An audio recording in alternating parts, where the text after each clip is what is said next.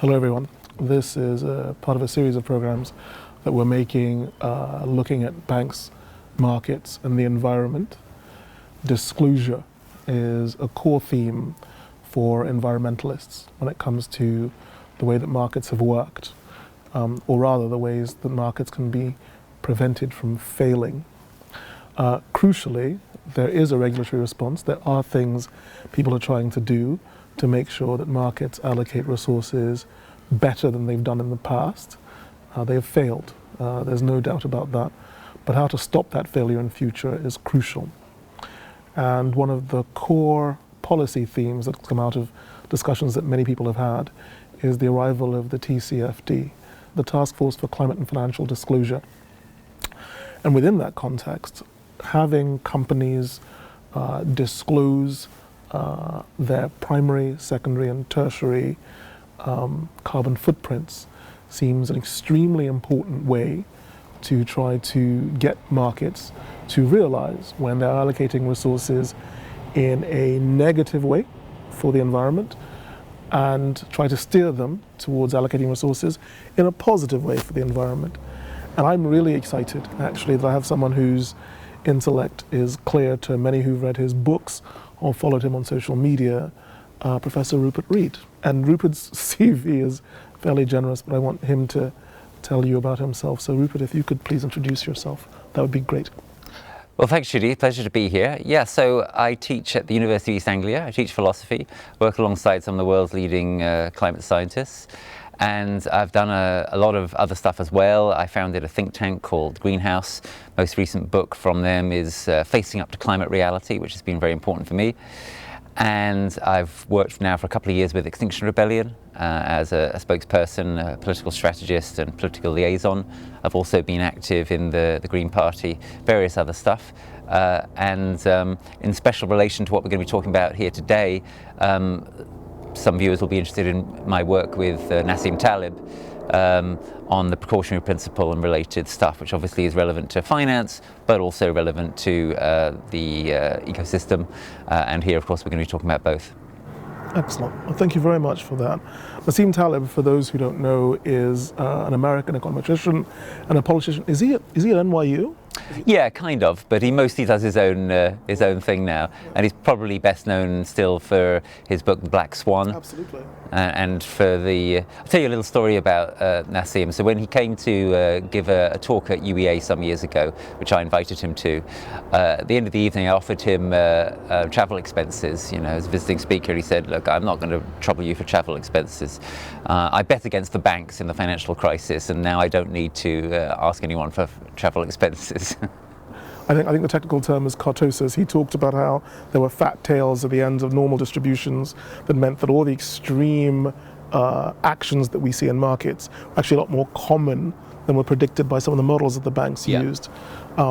Within the context of the work that he did and the lecture that he had with you, are there any interesting anecdotes you wanted to share about the impact that reading Black Swan's his book, working with him when he visited your university, and trying to understand the way markets work? What kind of observations have you had that have come out of that you think you can share with the audience that adds value? Gosh, well, it's always been a very interesting experience working with Nassim. He's an extreme character. But really, the thing which is most important to me about him is simply his intellect, which is scintillating. And what he and I and others have tried to do is to get people to understand that we really need to take precautionary thinking so much more seriously. And I think there's been a huge education for people around the world in that this year with the tragedy of the coronavirus crisis, which would have been much less of a tragedy if precautionary thinking had been followed across the world. In the places where it was followed, places like New Zealand, Taiwan, South Korea, there's been very, very little death. In the places where it wasn't followed, in the places where governments were reckless, in the places where they tried to, quote, keep the economy open, unquote, places like Brazil, the USA, and of course the United Kingdom, we've seen an absolute tsunami of death and morbidity and mortality. So Nassim started warning about this already in January. I started warning about it in February. I was speaking to the government behind the scenes saying, for God's sake, you've got to take this seriously. There is an enormous potential. We don't know how bad it's going to be. That's the whole point. Enormous potential exposure here to risk, to death, to long-term negative health conditions. I know a couple of young men who have got so-called long COVID, and believe you me, it's not pretty. So I think the world understands now the precautionary principle in practice a lot better than it did several months ago. That same logic needs to be carried through to the climate crisis and the broader ecological crisis. And that's been what so much of my work has been about in recent years. And in effect, that's what Extinction Rebellion is also trying to make happen. And it's what needs to happen in terms of the financial side of nature and climate as well. So I think those are really important observations, Rupert. Thank you for sharing that. I think that the coincidence of bad risk management in dealing with a global pandemic shows an approach to governance, an approach to policy, and perhaps even an approach to government that is suboptimal. It's not good when you have the ability to step in time and save lives for what is a clear potential set of risks that can be shown by scientists to have predictable impact, but still, because of a lack of focus, you allow the worst to happen before you react. And that's basically what happened earlier this year, right, in the US and the UK. And the climate crisis is very like the coronavirus crisis, only it's on a much slower timescale, right? So with the corona, we were looking at a question of things developing over days and weeks. With climate, it's a question of years and decades. But the fundamental issues are the same, and the fundamental question of are you going to be far-sighted? Are you trying to take care of your population ahead of the threat? That same fundamental issue is present. And it's fascinating, isn't it? Fascinating and terrifying that the very same countries which are laggards on the climate crisis, Brazil, the USA, and yes, also the UK, are the very same countries which led the way in terms of deaths from corona. Working through that, actually, and focusing and developing on your precautionary principle, which I think is a really important policy guideline to work around. In banking, and this is what Nassim actually wrote about in his book, Black Swans, many risk management departments work on a certain set of probabilities, and they work with a classic normal distribution. They work with assumptions about how the chances of certain extreme outcomes will vary under different market conditions. And very interestingly, there was an observation that was made in finance circles that if contemporary banks applied the same risk management that they do internally, externally, if they gave the climate and the second order effects of their own actions the same risk management treatment as they do their own financial treatment, they would be a lot more cautious about the kinds of business entities they supported, because ultimately, of course, this is going to have an impact on their business models. But within that context, of course, what's really important, and in recent months I've been involved in working with teams of people from different groups, including XR, Greenpeace, Erdogard, working on entities like Barclays, who've in the past taken the exact opposite of the precautionary principle. They've leapt for whatever it was they thought was going to be profitable in the short term. They've worked without any kind of moral or long-term or sustainable regard for things. And currently, we're in a battle with them, trying to get them to actually comply with the TCFD in a workable way. I noticed you wrote an excellent article about that recently. Did you want to talk about that and talk about sort of what your position is on that and potential changes to the TCFD that you see in the future?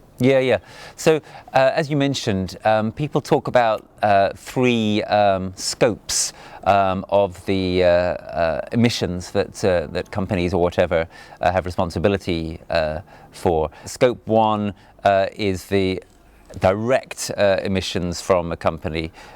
Scope 2 are the ones that are a result of their demands indirectly in terms of things like the supply relationship. yeah, the supply relationship, the electricity they use, and so on and so forth. And Scope 3 is basically the large scale effects elsewhere in their customer chain and so forth. Richard Murphy, the most famous accountant in Britain, author of The Joy of Tax, has proposed Scope 4, which would be for the companies' sort of retail effects of products that they buy and so on, to include those as well. So myself and Rox Sanford, we wrote an article in Reuters Breaking Views proposing 2 new scopes, Scope 5 and Scope 6. Scope 5 is basically the effect of companies lobbying, and Scope 6 is the effect of their brand power. And right now, Scope 5 and Scope 6 will, in the case of most companies, be hugely worsening, in effect, their carbon emission responsibility, because most companies lobby to have regulations reduced, etc., and most companies' brand power tries to encourage customers to buy more of stuff that they don't need, and so on and so forth. The suggestion we make towards the end of that article, quite a hopeful suggestion, is, well, what if that was turned around? What if you've got companies that actually started to lobby for tougher regulations on them, or for precautionary type considerations to be brought in? Or what if you've got companies whose brand identity was all about reducing the amount of wasteful rubbish that customers bought, etc.? Then companies with their Scope 5 and Scope 6 emissions, they could be reducing their emissions rather than if they had negative increasing. Scope 5 yeah, or negative exactly, 6, exactly. Yeah. What I would love to see would be those kind of ideas, Scopes 5 and Scope 6, lobbying power and brand power, being picked up, and thereby penalising those companies whose the effects of their lobbying and the effects of their branding is to make the situation in the world worse, and benefiting those companies where those things were moving in the right kind of direction. I think that would be an enormously hopeful development. But I would like to go further than that, Chidi, because it seems to me that we need to also acknowledge that, and I think you're in agreement with this, that TCFD, all it is really is a kind of useful first step, even if it does get kind of expanded in this kind of way. Because it's an illusion to think that disclosure alone, important though it is, and I'm with Extinction Rebellion, number 1 demand, tell the truth. Important though it is, there is a real limit on the actual effect that disclosure can have. It's a fantasy to think that if companies and governments and customers and so on all just know, if they have information about what's happening, that they're going to correct all the so-called market failures that result from it. They won't do that unless there are hard incentives in place for them to do it, and regulations and ethics. So we need to be going way beyond the kind of thinking that is embedded in TCFD. The first step, which would be natural to make beyond the current TCFD framework, even if it was improved, would be the kind of thing that Richard Murphy recommends, namely that we include climate risk in the numbers, in companies' accounts, in a meaningful way, on the balance sheets. Even that, though, in my opinion, would not be enough, because in order to do that in a sufficiently meaningful and precautionary way, you would have to go beyond what is actually provably the effects of companies' behavior and how that can be measured in their accounts. What I would really like to see is a thoroughly precautionary and thoroughly ethical approach. Now, this is really dreaming now, where we don't just have the scopes including lobbying power and brand power. We don't just include stuff in companies' balance sheets, which I think we really do need to try to do, but we systematically go beyond that to say, how do we actually protect ourselves? How do we protect our company? How do we protect our stakeholders? How do we protect our children? How do we protect nature in the most proactive and precautionary and ethical way, and that would go beyond anything that Richard Murphy is proposing, into the kind of dimension of things such as, well, obviously the precautionary principle itself, also ideas like the law of ecocide, and the kinds of ways that you would reorient the behavior of companies and of entire societies if you were trying to be in a situation where you didn't just end up getting done over by the law of ecocide, but you were making sure that you didn't do any ecocide in the first place. So I hope I haven't painted too broad a canvas there, but that's really where I would like us to be heading. For me, TCFD, even if expanded as it should be, is only a very preliminary step. We need to also get the numbers around climate risk and much more difficult risks around natural capital, ecosystems, habitat onto balance sheets. And just because it's fundamentally impossible to fully represent adequately in numbers alone the kind of threats that we're facing, because it's an obscenity to actually put a price in balance sheets on human life, on the value of a species or an irreplaceable ecosystem. What I would really like to see us doing, if we're allowed to dream big, is to have qualitative, precautionary and ethical and ecological considerations being the basis of the way that companies and governments think about what they ought to be doing, and on the basis of the fundamental laws and regulations by which they operate, and not expect those things to be fully internalized in a supposedly perfectly running market, which will never exist. That's amazing, because you've managed to contextualize the TCFD in a way that is actually quite accessible if you think about it in the way that you've spelled it out. Scope 1 to 3 are interesting, because obviously Scope 1 is the carbon footprint of the individual entity and the work that it does. Yeah. Scope 2 involves its value chain, its suppliers, people who bring stuff into it.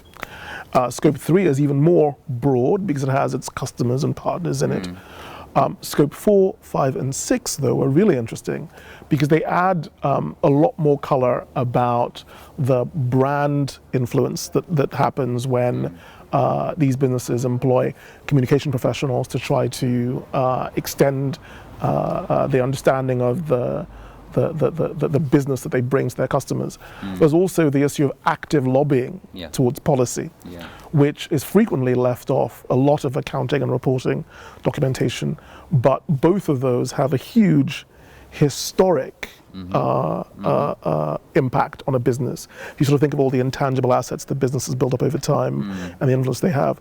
But for me, crucially, Scopes 4, 5, and 6 are incredibly important, because they also, unlike Scopes 1 to 3, have a forward-looking element as well. You can see what direction the business wants to go in by what policy it wants to support. And as you said very eloquently earlier on, if those are environmentally positive, they could effectively have a negative carbon footprint. So help the business to reduce its impact when looked at in the round. And that's incredibly important, because of course a theme of this program is disclosure. It's about trying to get as wide a palette of information out so that everybody understands the consequences of their behavior, the impact of their behavior, and policymakers understand how to make the world a better place for absolutely everyone. But within the context of disclosure, I wanted to talk about a whole bunch of other things, including some themes you have in your book, because in the past I've talked about how one of the reasons why markets fail so epically is the information asymmetries that build up over time. In other words, the fact that we just don't know enough about what businesses are doing, and they concurrently may not know enough about either their suppliers or their partners, or even, as you mentioned, their lobbyists. They may not even know that. So disclosure is important, but you were very keen to point out that all of these things only provide us with a palette of information from which we then make the really substantive discussions and really substantive decisions that go with those discussions. Within the context of following through from the key theme of this program, which is disclosure, I noticed you've written a book which has plethora of different elements of disclosure to it. I wanted to explore that in a bit more detail with you. Is that all right? Yeah, absolutely. Well, the book is called Extinction Rebellion: Insights from the Inside. So, firstly, it's about a bit of truth-telling about Extinction Rebellion, but perhaps more importantly, there's a thread running through the book of the importance of the first demand of Extinction Rebellion, to tell the truth, and some of that relates directly to what we've been talking about. So there's a chapter on what should be Extinction Rebellion's targets, looking at maybe finance, maybe oil companies, etc.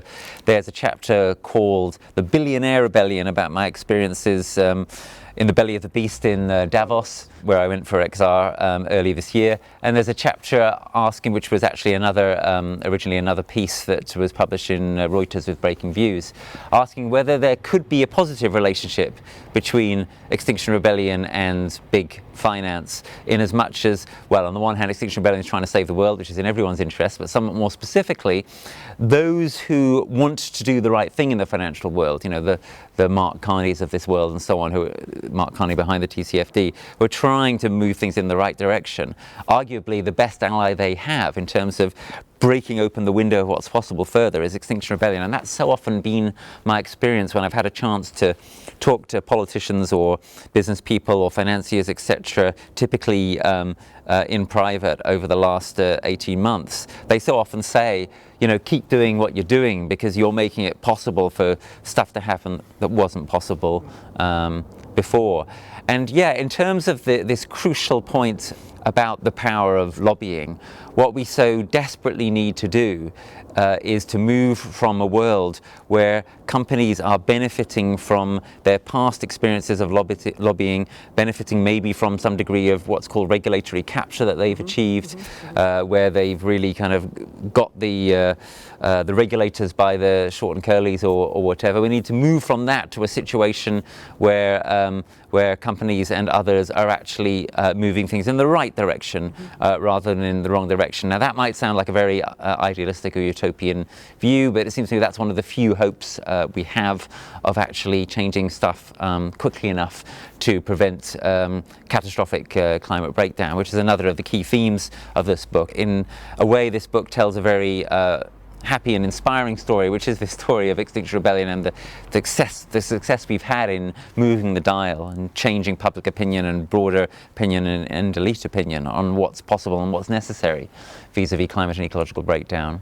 In another way, it tells a kind of sad story, because the story is of how that opinion has been changing, but nevertheless virtually nothing has actually changed. Virtually nothing's been done, and how what we're able to hope for now 2 years later is perhaps rather less than we were able to hope for 2 years ago, because those 2 years have passed and time is so very short. Well, that's an extremely valuable set of comments, and just to work through all of them, the idea that the banking industry might want to resist disclosure, but in the end comes to realize that disclosure is actually in its own self-interest. So when we argue about the TCFD, when we demonstrate saying banks, tell the truth about what's going on, it may at first blush appear that we're putting on so much pressure on these overworked banks to get involved in red tape, but actually the opposite is the case, because with disclosure, you allow companies to actually allocate capital better, in a more optimal way, in a more sustainable way. I think a good example of this is the insurance industry. So if you think about yourself as being a financial institution where many of the decisions you're making, many of the clients that you're serving are exposed to client risk in and of themselves, an environment, a business environment with more disclosure is better for your business, because you can help both yourself and your clients manage risks a lot better. Did you explore that? No, I didn't, but I nearly did. It's something I've written about. The reason it didn't quite get into the book was because the coronavirus crisis intervened. But I strongly believe that you're right, Chidi, that insurance is an obvious target for Extinction Rebellion, that insurance is an absolutely vital potential lever for change in terms of the financial markets, that insurance, virtually above all other sectors, is the sector where there should be a precautionary approach being followed, because insurers are the ones who are going to be carrying the can if, as seems very likely, things deteriorate in the coming years in ways that go along with and in some cases exceed expectations, models, what is firmly evidenced. Going back to what we were saying before, disclosure is vital. Beyond that, you have to put what we know into the numbers in order to judge what's happening, and so people can correctly evaluate what a company is really worth and so on. And if you actually put the climate risk, which is provable, into the numbers, then suddenly the balance sheets of companies like BP look far worse even than they've now admitted, having downgraded their value and so on recently. And then going beyond that, as I said earlier, you need to actually get serious about being precautious, about justice, about ethics. And if you try to take that seriously, then you're actually getting into the kind of place that the insurance companies need to be in, because when insurance companies are exposed to risks which are of an uncertain dimension and could be so great that they will, break the bank at Monte Carlo, break the back of the reinsurers, etc. That's a terrible situation for them to be in. And insurance is such a kind of totemic aspect of our system, because insurance is supposed to be about making us safe, right? And what the climate crisis is all about, just as in a smaller way the coronavirus crisis has been about, is our vulnerability, is our unsafety. There's a limit to the extent which we can make ourselves safe as we move into a world which is more and more inherently unpredictable and inherently unsafe. And that is the world that we are creating. That is the world that we're creating by letting the climate and ecological emergency let rip. So insurers ought to be the ones who see this and move to protect their customers and to protect themselves, and thereby, of course, to protect their world. So I would love to talk more about this. I want to publish on it in the future. More importantly, I want to get us campaigning on this. I think that better than small retail, as it were, banking and other useful, interesting targets for change in the financial sector. Better than any of those, I would argue, potentially, is the insurance sector as an absolutely totemic sector for everything we're talking about. There's one other theme within the context of banks, disclosure, and insurance companies, so finance in general, that falls out of that actually, which is that last month, for the first time in its history, Lloyd's of London admitted its involvement in the transatlantic slave trade. Now, it did so by admitting that some of its names had participated in the slave trade by sort of insuring ships that were involved in that trade. Yep. We know that trade was obviously a human rights catastrophe, but it was also an ecocidal catastrophe. It changed the landscapes of at least 2 continents and changed the course of man's carbon footprint on this planet. So within something as gigantic as that, Lloyd's apology sits very heavily on everyone's shoulders. People are trying to think about constructive ways in which entities like Lloyd's or banks like Barclays or anybody else who would like to correct the very grave errors of their business past. And in terms of constructing that, in terms of thinking about that, are there any insights you could share with us?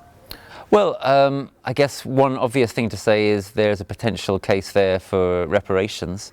I think possibly an even more important thing to say is if we look at the long-term legacy of the slave trade, we can see its destructive effects in countries like the US. We can see much more starkly its destructive effects in some African countries and some Caribbean countries. And if we were to say, what's the most important thing now to do with regard to those countries? Well, I think that would take us back to what we were saying a couple of minutes ago.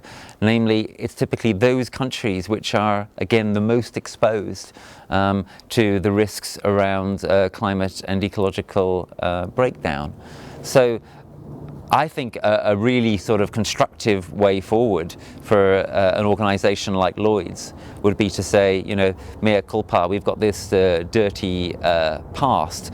Part of what we'd like to do now to sort of try insofar as it's possible to somehow kind of balance the scales or go beyond just putting the record straight in terms of making an apology or something, words can be cheap, is to actually put money and resources behind protecting those countries, a country like Haiti, for example, which is so horrendously vulnerable to the vicissitudes of our deteriorating global climate, to put those matters right. And insurers could do this by fairly marking risk and by ensuring that the way that they are currently operating to help and protect, for example, oil companies and other companies which are having an ongoing negative effect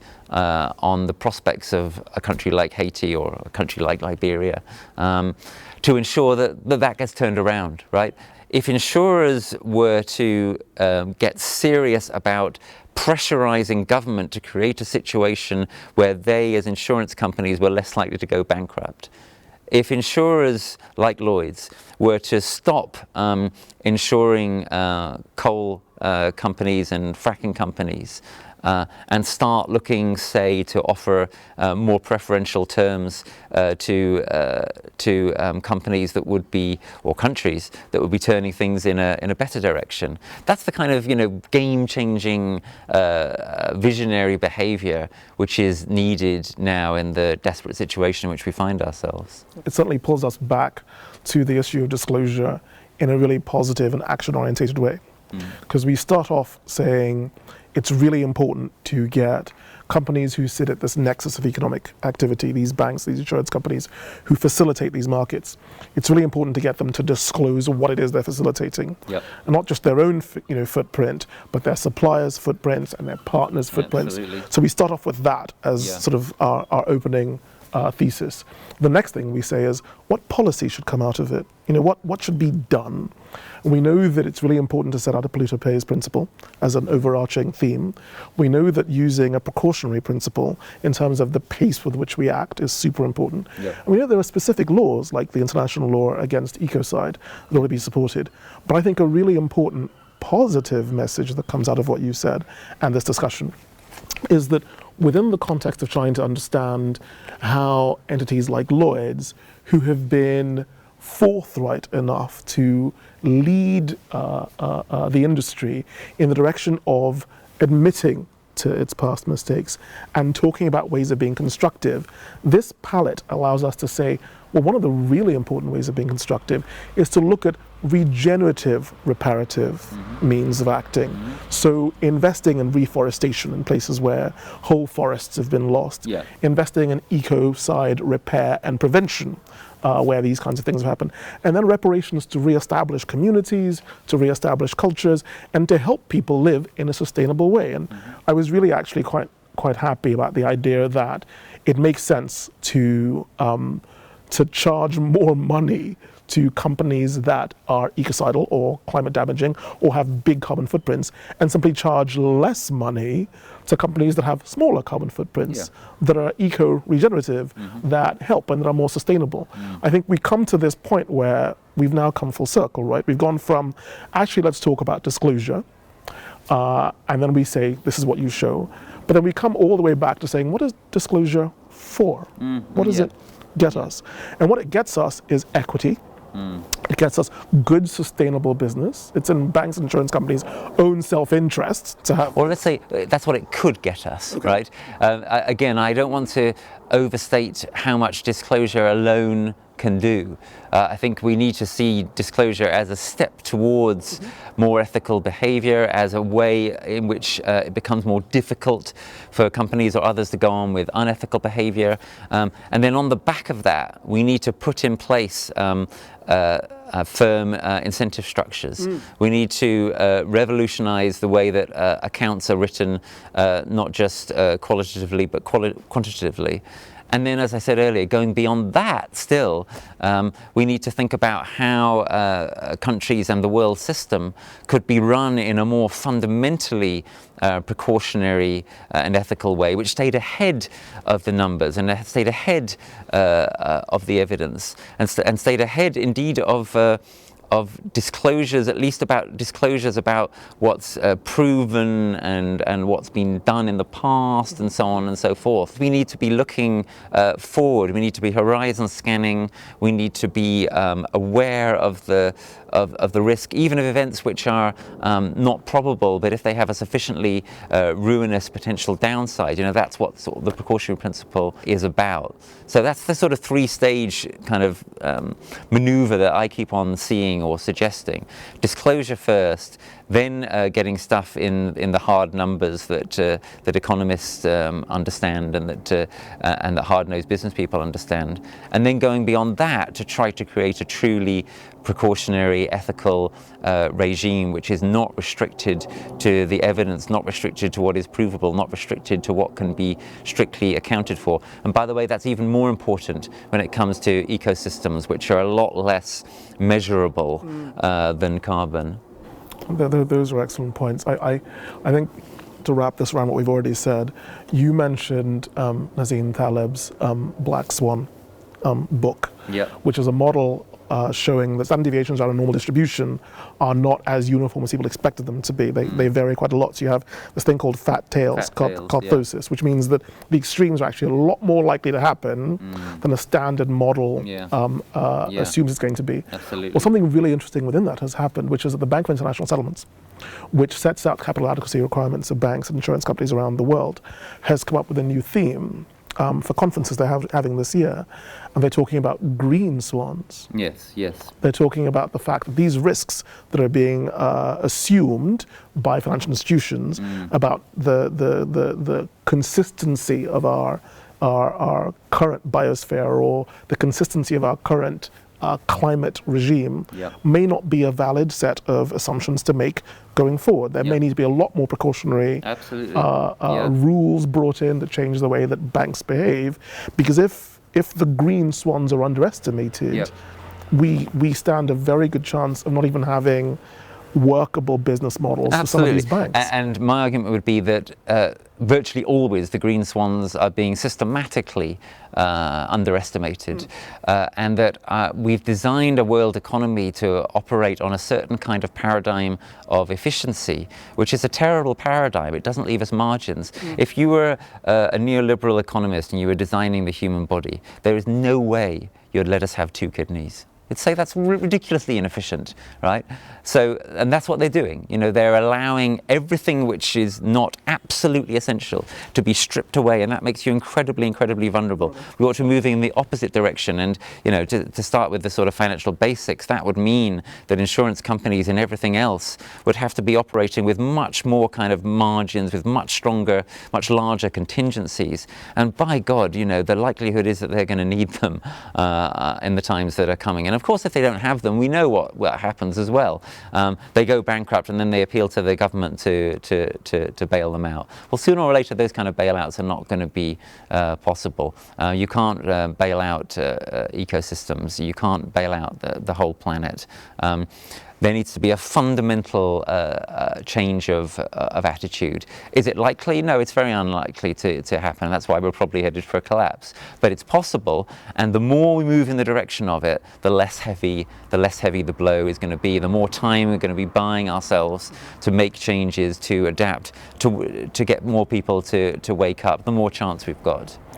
Those are, again, very, very important statements, because we've worked within the paradigm of the past sort of 10, 20 years of what Naomi Klein would call disaster capitalism, sort of shifting from war to war and sort of from scarcity to need for knee-jerk policy, to what appears to be now in the sort of post-COVID era to emergency capitalism.